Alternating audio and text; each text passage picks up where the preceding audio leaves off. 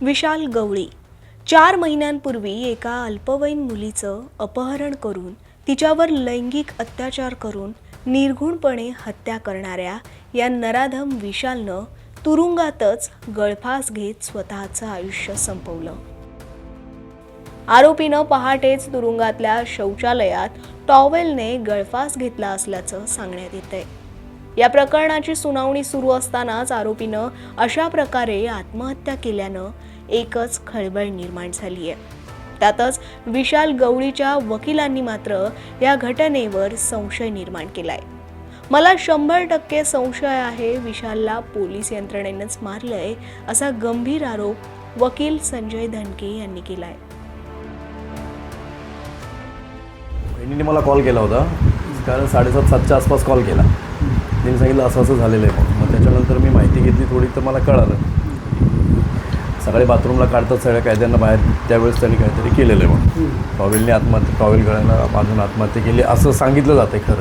खरं काय अजून कळणार नाही जोपर्यंत मी तिथे जात नाही। आता मी निघतोय तोळजा जेललाच चाललो आहे। संशय आहे ना मला 100% संशय पोलीस यंत्रणेने मारलं आहे त्याला जेलात। कारण अक्षय शिंदेच्या बाबतीत पण असंच झालं होतं आणि ती भीती होती म्हणून मी न्यायालयाला अर्ज पण दिला होता जेव्हा त्याची PC चालू होती, की अक्षय शिंदेसारखे ह्याला विशाल गवळीलाही मारतील, त्याच्यामुळे याला पोलीस प्रोटेक्शन वगैरे अजून काही एक्स्ट्रा ह्याच्या सुरक्षित जेवढं करता येईल तेवढं करावं म्हणून। पण त्या अर्जावर काही निर्णय झाला नाही, काय नाही। आणि आता जी भीती होती तीच झाली। या दरम्यान तुम्हाला तुम्ही याचा विशाल गवळीशी भेटला, काय सांगितलं? विशाल गवळीशी मी भेटलो होतो मागच्या 20-25 दिवसाआधी भेटलो होतो। जेलला व्हिजिट घेतली त्याची। त्याच्यामध्ये त्यांनी सांगितलं होतं की मी काही केलं नाही, मी निर्दोष आहे आणि खूप काही अशी माहिती दिली होती त्यांनी मला। आणि त्यांनीही मला सांगितलं होतं की मला इथे पण धोका आहे, पण तेव्हा मी सांगितलं त्याला की मी न्यायालयात अर्ज दिला आहे, त्याच्यामुळे तुला काय होणार नाही, काळजी नको करू, तू आता न्यायालयाच्या संरक्षणामध्ये। काय मागणी तुमची आता?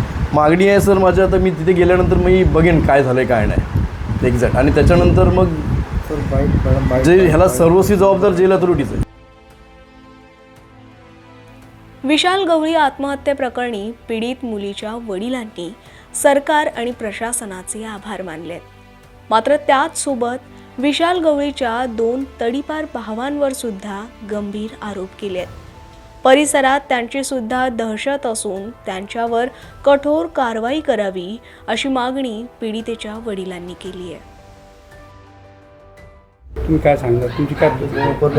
नराधम ने जो हमने हमारे दीदी के साथ में जो उसने घिनौनी हरकत किया था, वो तो हम कोर्ट में केस लड़ी रहे थे और शासन प्रशासन और मुख्यमंत्री साहब देवेंद्र फडणवीस साहब का बहुत आभार व्यक्त करता हूँ मैं, और माननीय श्री एकनाथ जी शिंदे साहब का आभार व्यक्त करता हूँ।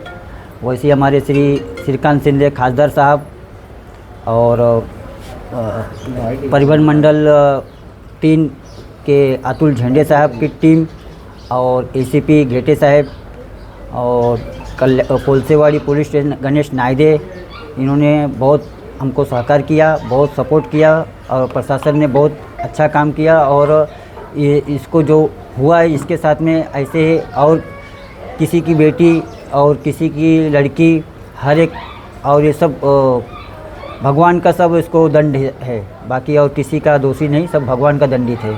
जैसे को तैसा होता है, जैसे कि तैसा साथ में हुआ है उसके दो भाई जो है उनको तड़ीपार किया है, उनको और सज़ा मिलनी चाहिए था। उनको वो भी गुंडे हैं, 324 का कलम है उनके ऊपर, वो भी इधर दहशत निर्माण करने का वो भी बहुत प्रयत्न करते हैं। और वो भी सामान हथियार औजार पब्लिक उनसे भी ये है। और हमारे साथ में आत्महत्या करने के बाद विशाल के तुम्हें किसी की तरह का डर है अभी? डर बोले तो उनके जो भाई है और उनके जो पिताजी है, जो उनके कुटुंब है, ये सब कुछ करवा सकते हैं और हल्ला बिल्ला ये इनका ही काम है, ऐसे लोग का ही काम है। आज हमारी बेटी गई है, हमारी बेटी तो वापस नहीं आने वाली है ना। हमारी 12 साल की बच्ची ने क्या बिगाड़ा था, क्या किया था? आत्महत्या करने के बाद आपको लगता है कि आपको कहीं ना कहीं न्याय मिला है? हमको न्याय प्रशासन और सरकार ने हमको न्याय दिलाया है, हम उनके बहुत बहुत धन्य आभार व्यक्त करता हूँ। गुन्हेगारी पार्श्वभूमी असलेल्या विशाल गवळीनं याआधी सुद्धा अशाच प्रकारची घाणेरडी कृत्य केली होती। मात्र त्या प्रकरणांमध्ये मनोरुग्ण असल्याचे सर्टिफिकेट कोर्टात सादर करत त्याला जामीनही मंजूर करण्यात आला होता। इतकंच नाही तर त्याची 3 लग्न झाली होती. त्यापैकी 2 बायका या त्याला सोडून गेल्या, तर तिसऱ्या पत्नीनं अल्पवयीन पीडितेच्या मृतदेहाची विल्हेवाट लावण्यासाठी विशालला मदत केली होती. बलात्कार, मुलींची छेडछाड, लहान मुलांचे लैंगिक शोषण असे कितीतरी गुन्हे त्याच्यावर दाखल झाले होते. त्यामुळे विशालच्या आत्महत्येवर काहींनी समाधान व्यक्त केलंय. आज न्याय मिळाला अशी प्रतिक्रिया आमदार सुलभा गायकवाड यांनी दिली आहे. की आज त्या नराधमाने त्या ठिकाणी फाशी घेतलेली आहे. 3 महिन्यापासून सगळे मागणी करत होते. काय नेमकी प्रतिक्रिया?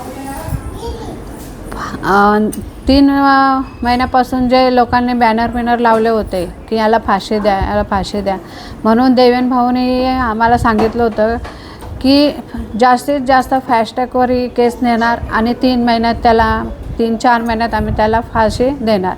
यासाठी जे वकील त्यांनी युजल निकम यांना जे केस सोपवली होती त्यांच्यावर, आणि ते या 2-3 महिन्यात होणारच होतं, 3-4 महिन्यात की त्याला फाशी. म्हणून याच्यासाठी जे पुढे त्याला फाशी होणार म्हणून त्याने आजच जी त्याने आत्महत्या केली, हा न्याय आम्हाला तर मिळालाच, पण त्याला भीती होती की पुढे मला फाशी होणार, म्हणून त्याने आज एक कृत्य केलेलं आहे. स्वतः फाशी लावून घेतली आणि तिच्या आईवडिलांना न्याय मिळालेला आहे.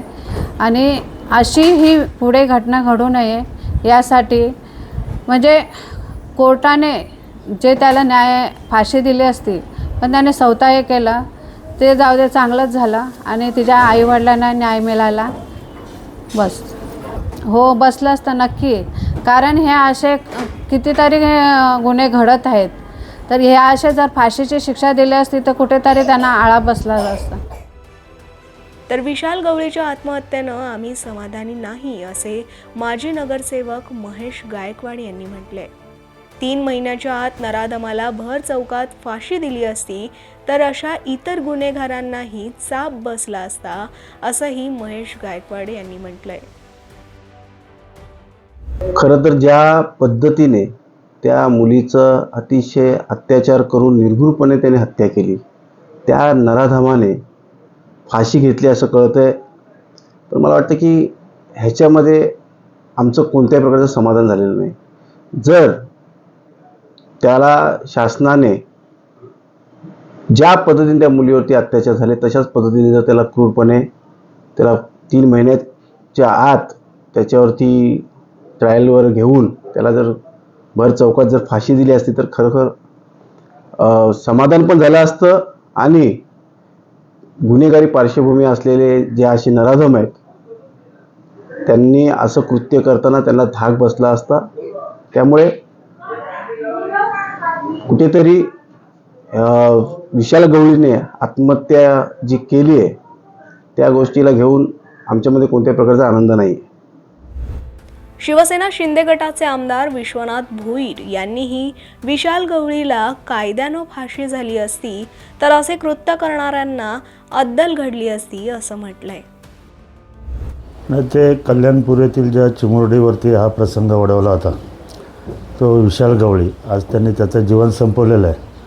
परंतु जर कायद्याच्या कचाट्यात तो तर पूर्णपणे अडकला होता आणि त्या दृष्टीने जर त्याला कठोरात कठोर शिक्षा झाली असती तर इतर लोक जे हे कृत्य करतात त्यांच्यावरती फार मोठा वचक बसला असता. आणि मला वाटतं ह्या गोष्टीला घाबरूनच त्यांनी आज सकाळी तळोजा कारागृहात आत्महत्या केलेली आहे. पण सर्वसामान्यांची इच्छा होती की कायद्याच्या दृष्टीने कायद्याच्या याच्यामध्ये त्याला फाशी म्हणा किंवा इतर जी पण शिक्षा आहे ती जर त्यांनी भोगली असती तर हे कृत्य करणारे इतर जे समाजकंटक आहेत त्यांना एक चांगली अद्दल घडली असती. ठीक आहे, हा पण एक प्रकारे नैसर्गिक न्याय आहे, तो तर तिला मुलीला भेटलेलाच आहे, त्यांच्या कुटुंबांना भेटलेला आहे. पण तरी पण माझं एक असं म्हणणं होतं की बाबा कायद्याने झालं असतं तर ते एक चांगला संदेश पूर्ण देशभर महाराष्ट्रभर गेला असता. दरम्यान विशाल गवळी याचा मृतदेह शवविच्छेदनासाठी पाठवण्यात आलाय. त्यामुळे या प्रकरणातलं सत्य समोर येईलच. मात्र या विशाल गवळी आत्महत्या प्रकरणावर तुमचं मत काय आहे कमेंटमध्ये नक्की सांगा. आणि अशाच व्हिडिओ पाहण्यासाठी महाराष्ट्र टाइम्स ऑनलाईनच्या यूट्यूब चॅनलला सबस्क्राईब करा. फेसबुक पेजलाही लाईक आणि फॉलो करा.